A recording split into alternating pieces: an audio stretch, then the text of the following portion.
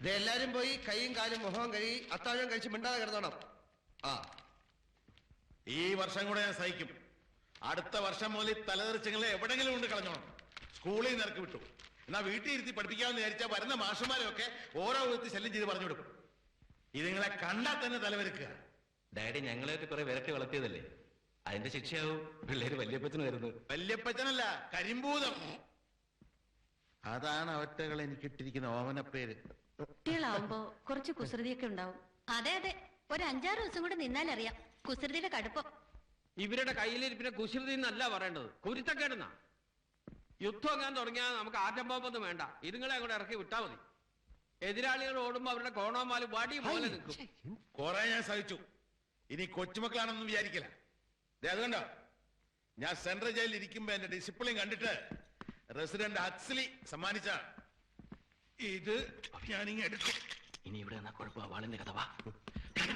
അവിടെ കേട്ടിട്ട് അയ്യർ 1947 ഈ വാളിന്റെ കഥ ഞാൻ കേൾക്കാൻ തുടങ്ങിയിട്ട് കൊല്ലം കുറയായി. ഇനി എന്നോട് പറയണ്ട. എനിക്ക് ചിക്കനിൽ ഇത്തിരി ജോലിയുണ്ട്, ഞാനൊന്ന് പോയിട്ട് വരാം.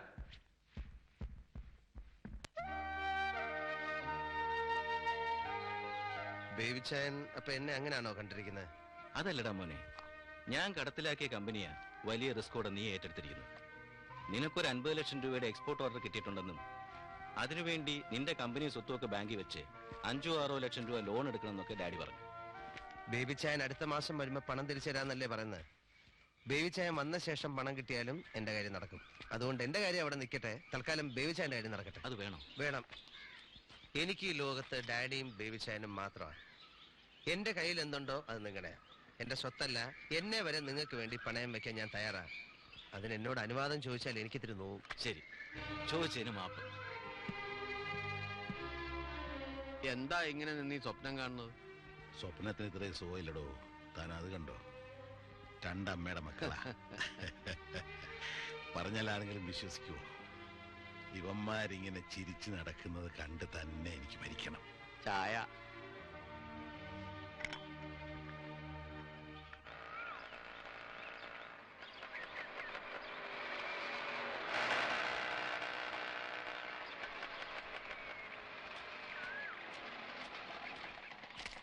Good morning sir. Good morning.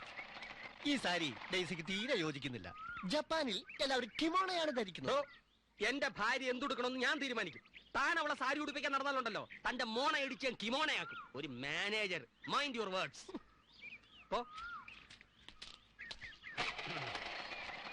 Daisy, ആ സാരിയുടെ മുന്താണി എടുത്തൊന്ന് പോച്ചോ.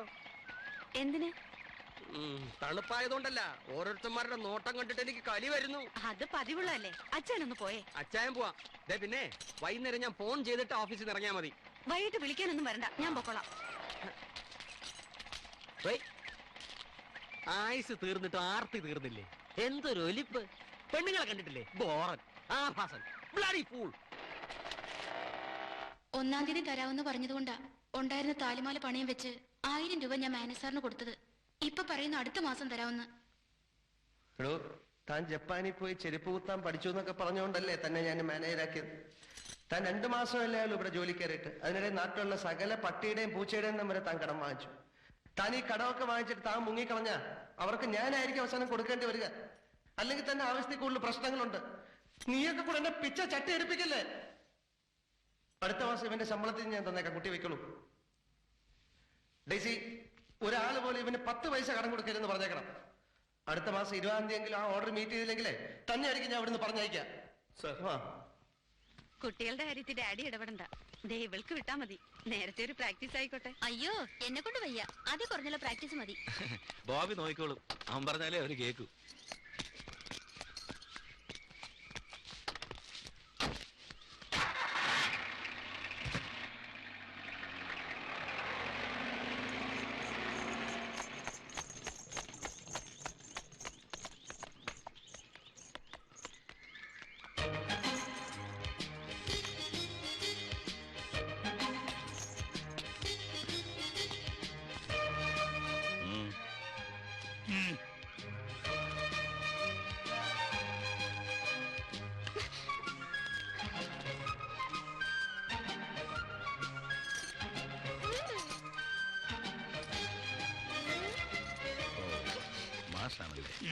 വരൂ.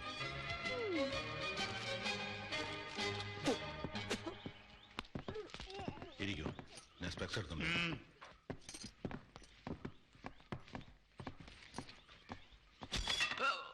Sorry yes. ഇതൊക്കെയാണ് നിങ്ങൾ പഠിപ്പിക്കേണ്ട കുട്ടികൾ. എല്ലാത്തിനും ഒരുമിച്ച് സ്കൂളിൽ നിന്ന് പേര് വെട്ടി വിട്ടിരിക്കുക. അനുസരണ വളരെ ഉള്ള കൂട്ടങ്ങളാ. ഇങ്ങോട്ട് വാന്ന് പറഞ്ഞ് വിളിച്ചാൽ അപ്പ അങ്ങോട്ട് പോകും. Don't worry. പഠിക്കാൻ ബഹുമിടുക്കന്മാരാ, കുരുത്തക്കേട് പഠിക്കാൻ. Don't worry. ഇതുവരെ നിങ്ങളെ പോലുള്ള 6 വാദ്യമാരും മനം മടുത്ത് രാഖിരാമാനെ ഇവിടുന്ന് ഒളിച്ചോടി പോയിട്ടുണ്ട്. Don't worry. അവസാനമായിട്ട് വന്നത് കക്കൂസ എന്ന് പറഞ്ഞൊരു സായിപ്പ. ആ, രണ്ടും ഒന്ന് തന്നെ.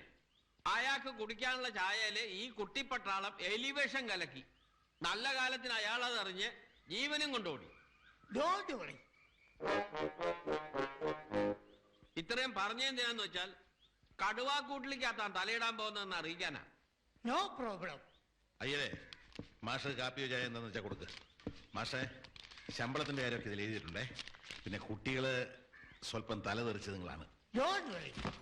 ഇത് കണ്ടോ, പിടിച്ച പിള്ളേരെ പഠിപ്പിക്കാനുള്ളതാണ് ഈ കിറ്റ്. എന്താണ് അത്? കണ്ടോ, പലതരം പേന കത്തികൾ. ഇതിന്റെ അറ്റം തള്ളവിരൽ ചേർത്ത് വെച്ചുകൊണ്ട് ചന്തിക്കൊരു പിച്ച് വിച്ചാൽ 7 ദിവസം ഇരിക്കാനും നിൽക്കാനും പറ്റില്ല. ഇത് കാന്താരി അരച്ചു തേച്ച് എണ്ണയിൽ പഴുപ്പിച്ചെടുത്തതാ. ഒരടിക്ക് 7 സ്വർഗം കാണും. ഇത് കണ്ട പാതാളക്കരണ്ടി. ഇത് അണ്ണാക്കിലേക്ക് അമർത്തി വെളിയിലേക്ക് ഒരു വെളി വലിച്ചാൽ നാക്ക് വെളിയിൽ വരും. ഇത് നോക്ക്, തെരണ്ടി വാഴ്ചാട്ട. ഒരടി ഇന്ന് കിട്ടിയാൽ അടുത്ത വർഷം ഇതേ ദിവസം പഴുക്കും. അതായത് ഇന്ന് തെറ്റിക്കുന്ന കണക്കുകൾ എല്ലാ വർഷവും പഴുക്കുമ്പോൾ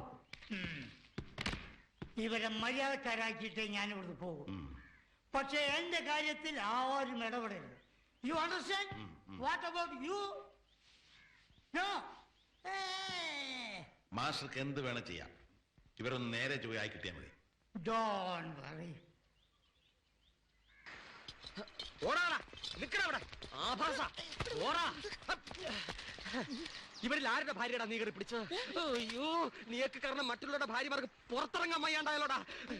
പിടിച്ച് ജാരൻ ജാരൻ. യവൻ ജാറിനൊന്നും അല്ല, ആരുടെ ഭാര്യ വിട്ട് പിടിച്ചിട്ടുമില്ല. യവൻ ഞങ്ങളുടെ കുറെ പണം കടം വാങ്ങിച്ചിട്ടുണ്ട്. എപ്പ ചോദിച്ചാലും ഇല്ലെന്ന് പറയും. ഇപ്പൊ ഇവന് ലോട്ടറി അടിച്ചിട്ടുണ്ട്. ആ കാശ് കൊണ്ട് മുങ്ങാനുള്ള പരിപാടിയാ. സത്യമാണോ ഈ പറയുന്നത്? അതെ. എത്ര രൂപയ്ക്ക്? ടിക്കറ്റ് പോക്കറ്റിലുണ്ട്, നമ്പർ പത്രത്തിലുണ്ട്, ഞങ്ങൾ കണ്ടതാ. ടിക്കറ്റ് എടുക്കണോ? ഇത് പഴയതൊന്നും അല്ലല്ലോ. അല്ലാന്ന്, പത്രത്തിൽ നമ്പറുണ്ട്. ആ ടിക്കറ്റ് ഇങ്ങിതാ. ഇപ്പൊ തന്നെ ലോട്ടറി ഓഫീസ് കൊടുത്ത് കാശ് വാങ്ങി ഞങ്ങളുടെയൊക്കെ കാശ് എടുത്തതിന് ശേഷം ബാക്കി അവന് കൊടുത്താൽ മതി. പക്ഷേ ജപ്പാനിൽ ലോട്ടറി അടിച്ചാലുണ്ടല്ലോ, ഈ ജാതി തരികടന്ന് അവിടെ നടക്കൂല. കടം മേടിച്ച് അവിടെ തിരികെ കൊടുക്കുക വേണ്ട. ജപ്പാനി അച്ഛനെ അളിയാന്നാണ് വിളിക്കുന്നത്. അങ്ങനെയാണോ തന്റെ തന്തയെ താൻ വിളിക്കുന്നത്? മര്യാദക്ക് കാശ് കൊടുക്കുന്നോ അതോ? എന്റെ പൊന്നുണ്ണിച്ചാ, ഞാൻ പറയുന്നത് മുഴുവനൊന്ന് കേക്ക്. നീ ഒരു പുല്ലും പറയണ്ട, പറഞ്ഞോക്കെ മതി. ആ, നിങ്ങൾക്ക് എത്ര രൂപ തരണ്ട്? എനിക്ക് 17,000, എനിക്ക് 14,000, എനിക്ക് 25,000, ബാക്കിയുള്ളവർക്കെല്ലാം ചേർത്ത് 50,000. ഈ ടിക്കറ്റ് ഞാൻ ക്യാഷ് ചെയ്യും. അയ്യോ അച്ഛാ, അതൊട്ടും ശരിയാവില്ല. അതെ ശരിയാവും. ആ, നിങ്ങൾക്ക് കിട്ടാനുള്ള തുകയുടെ മുഴുവൻ ഉത്തരവാദിത്വവും ഞാൻ ഏറ്റെടുത്തിരിക്കുന്നു. ഞാൻ പറയും. എല്ലാവരും മറ്റന്നാ രാവിലെ എന്റെ വീട്ടിൽ വരിക. കാശ് ഞാൻ തരും. അയ്യോ, ഞാൻ പറയുന്നത് നീ ഒന്നും പറയണ്ട പുല്ലേ. ഉണ്ണുണ്ണിച്ചായം പറഞ്ഞാൽ ഞങ്ങൾക്ക് സമ്മതം. ആ, ഓക്കെ. എല്ലാരും പൊയ്ക്കോളൂ. ആ വാ പോ.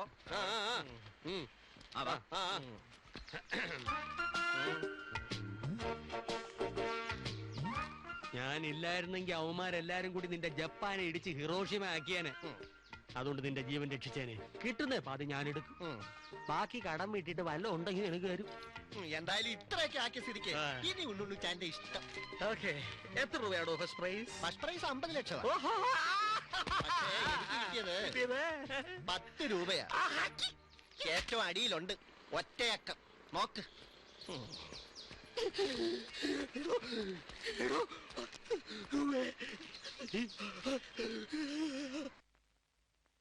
ഭാരതം, ഭാരതമല്ല ഭാരതം.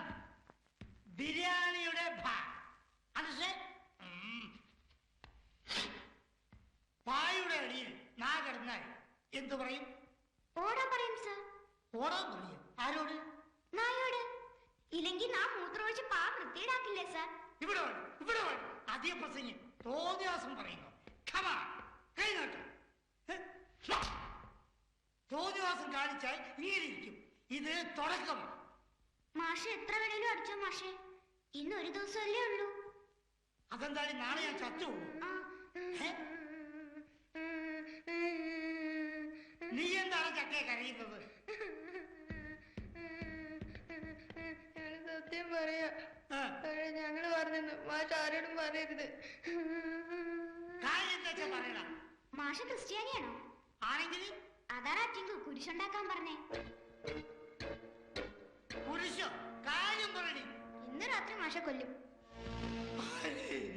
ഞങ്ങളുടെ വല്യപ്പൻ കരിമ്പൂതം. അതെന്തിന്? നേരത്തെ പറഞ്ഞില്ലേ ഡിസൂസ സാറിന് വിഷം കൊടുത്തു. അത് ഞങ്ങളല്ല, കൊല്ലാൻ വേണ്ടി കരിമ്പൂതം ചെയ്തതാ.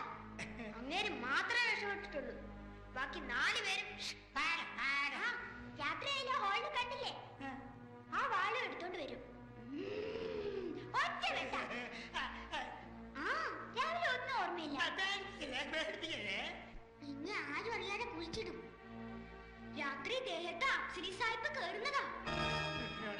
പന്ന കഴിവറിന്റെ മക്കളെ, നിങ്ങളൊക്കെ പൂച്ച വേണ്ടല്ലോ, അത് എന്റെ അടുത്ത് വേണ്ട കേട്ടോ. ഞങ്ങൾ പറയാനുള്ളത് പറഞ്ഞു. മാഷ് സൂക്ഷിച്ചാൽ മാഷിന് കൊള്ളാം. ഞാൻ സൂക്ഷിച്ചോളൂ കേട്ടോ. പറ പായുടെ അടിയിൽ നാ കിടന്ന എന്താ ഉച്ചരിക്ക? പായുടെ മുകളിലല്ലേ സാർ നാ കിടക്ക?